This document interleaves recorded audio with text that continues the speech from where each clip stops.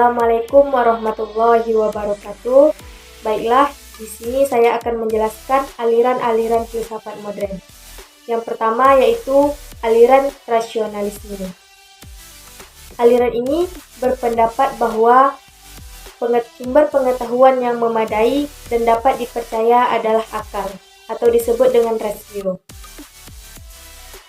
Hanya pengetahuan yang diperoleh melalui akal lah yang memenuhi syarat yang dituntut oleh sifat umum dan harus mutlak.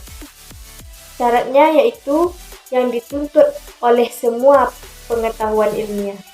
Sedangkan pengalaman yang hanya dipakai untuk mengukuhkan kebenaran pengetahuan yang diperoleh melalui akal. Adapun tokoh-tokoh di dalam aliran ini yaitu Descartes, Spinoza, dan Leibniz. Yang kedua yaitu empirisme.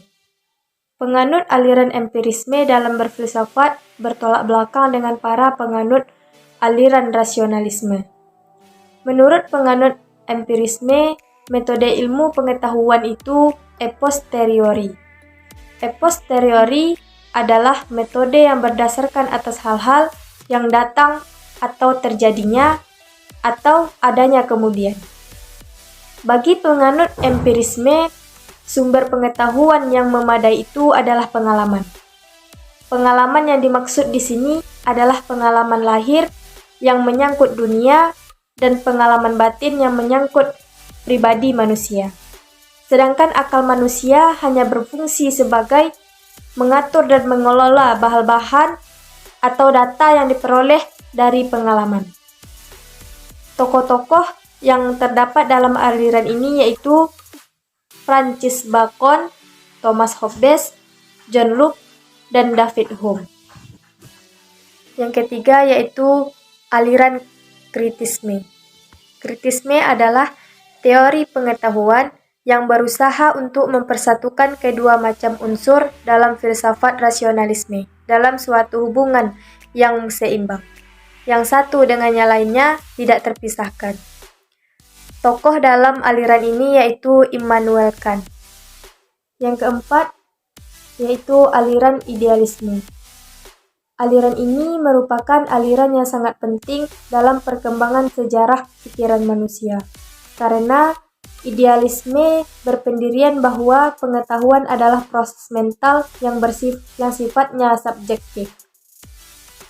Pengetahuan merupakan gambaran subjektif tentang kenyataan. Pengetahuan tidak menggambarkan kebenaran yang sesungguhnya, atau pengetahuan tidak memberikan gambaran yang tepat tentang hakikat sesuatu yang berada di luar. Adapun tokoh dalam aliran ini yaitu Friedrich Schelling dan Hegel. Adapun yang kelima yaitu positivisme. Positivisme menyatakan bahwa kepercayaan yang dogmatis harus digantikan dengan pengetahuan faktawi. Apapun yang berada di luar dunia pengalaman tidak perlu diperhatikan. Manusia harus menaruh perhatian pada dunia ini. Sikap negatif positifnya terhadap kenyataan yang di luar pengalaman telah memengaruhi berbagai bentuk pemikiran modern. Di antaranya yaitu pragmatisme, instrumentalisme, naturalisme ilmiah, dan behaviorisme. Yang keenam yaitu evolusionisme. Charles Robert Darwin mengajukan konsepnya tentang perkembangan tentang segala sesuatu termasuk manusia yang diatur hukum-hukum mekanik, yaitu survival of fittest dan struggle for life. Pada hakikatnya, antara binatang dan manusia dan benda apapun tidak ada bedanya. Dimungkinkan terdapat perkembangan manusia pada masa yang akan datang lebih sempurna. Dalam pemikirannya, Darwin tidak melahirkan sistem filsafat, tetapi pada ahli fikir Herbert Spencer berfilsafat berdasarkan pada evolusionisme. Yang ketujuh yaitu aliran materialisme. Aliran ini berpendapat bahwa tugas filosof itu bukan untuk menerangkan dunia, tetapi untuk mengubahnya. Hidup itu ternyata ditentukan oleh keadaan ekonomi.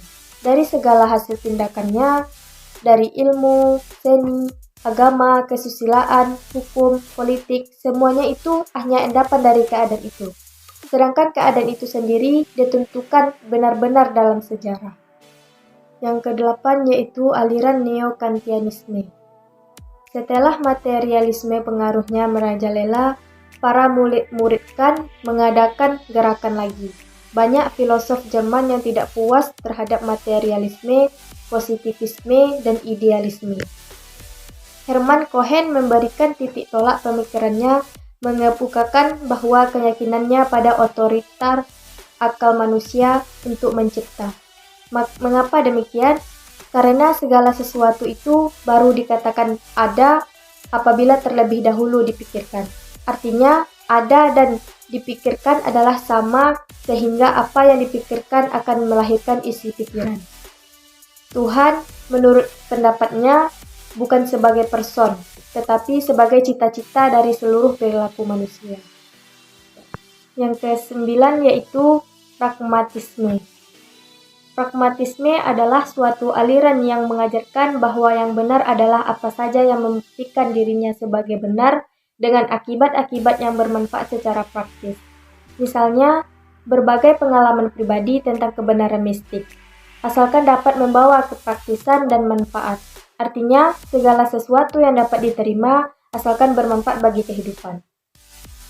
Tokoh dalam aliran ini yaitu William James.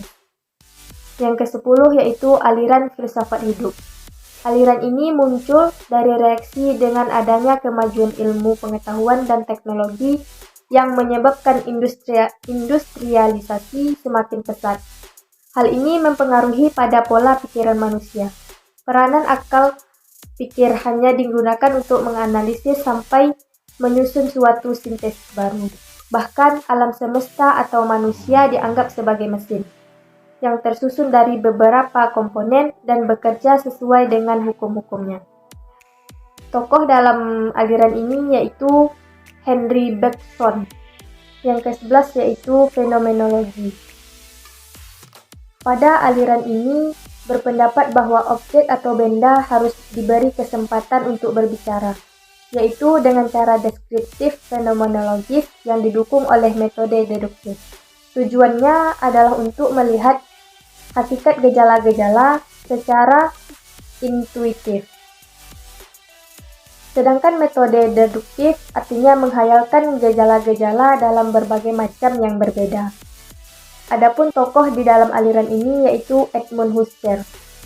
Yang ke-12 yaitu eksistensialisme.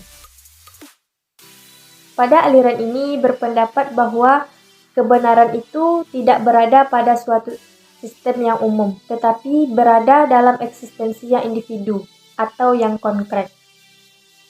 Karena eksistensi manusia penuh dengan dosa, hanya iman kepada Kristus sajalah yang dapat mengatasi perasaan bersalah karena dosa. Tokoh dalam aliran ini yaitu Søren Kierkegaard. Yang ke-13 yaitu aliran Neo-Thomisme. Aliran Neo-Thomisme menjadi suatu paham Thomisme, yaitu yang pertama yang menganggap bahwa ajaran Thomas sudah sempurna. Yang kedua, paham yang menganggap walaupun ajaran Thomas telah sempurna, tetapi masih terdapat hal-hal yang perlu suatu saat belum sempurna atau belum dibahas.